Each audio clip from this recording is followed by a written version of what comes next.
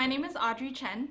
I am a cellist originally from Redmond, Washington, and I'm currently a senior in the Harvard and New England Conservatory dual degree program.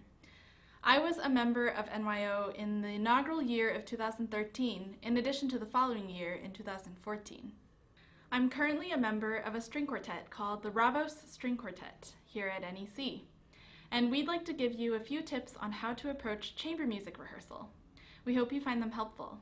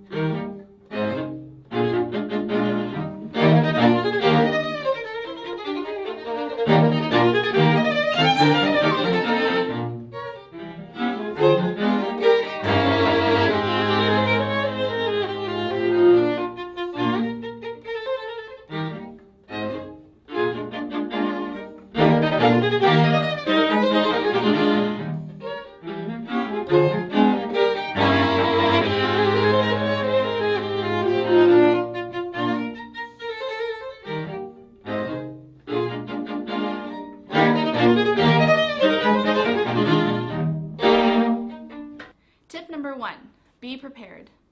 Know your part, have a score ready, and listen to a few recordings to familiarize yourself with the piece. It's always good to mark in your part when other people have entrances, what rhythms they might have, whether you're playing in unison with another member or not, and when you have a solo exposed part. With all that information, you can look forward to a more efficient and effective rehearsal. Tip number 2. Play more, talk less. If we could articulate everything perfectly with words, then we wouldn't need music. So if something doesn't sound right in rehearsal, first think about what you could do with your own sound or your body motions to help the group. Ask to play the passage again, and then do something different and see if it helps before even giving any comments. But when you do talk, give constructive ideas and choices rather than telling someone not to do something. It's easier for another person to do something interesting than fret over not doing something.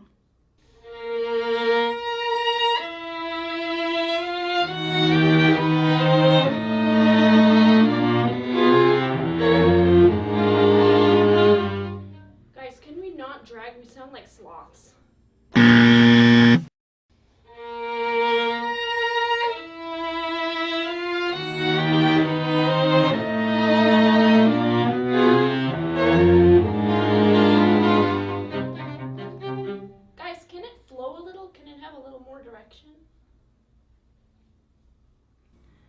Now here are a few things that you can think about in relation to the music itself.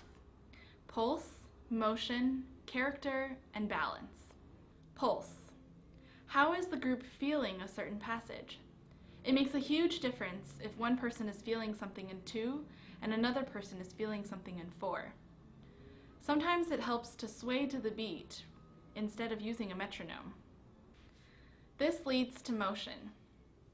Think about how you can use your body to show something. It can be helpful to give clear cues and to breathe audibly at the beginnings of phrases. Character. Sometimes it helps to have everyone agree on a single word to indicate the character or the mood of a section. Is something urgent, tranquil, defiant, or melancholy? It can be really helpful to have that word that everyone agrees on, and it can also help with the pulse and the motion as well. And finally, balance. To achieve better balance, it can be helpful to imagine playing to the center of the group.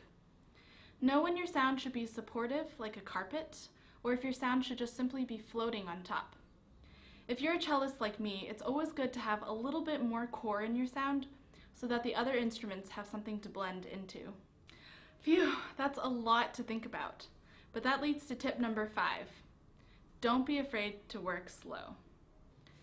Working on something slowly can be a great way to have the space to try new things, to listen to the textures, work on intonation, etc.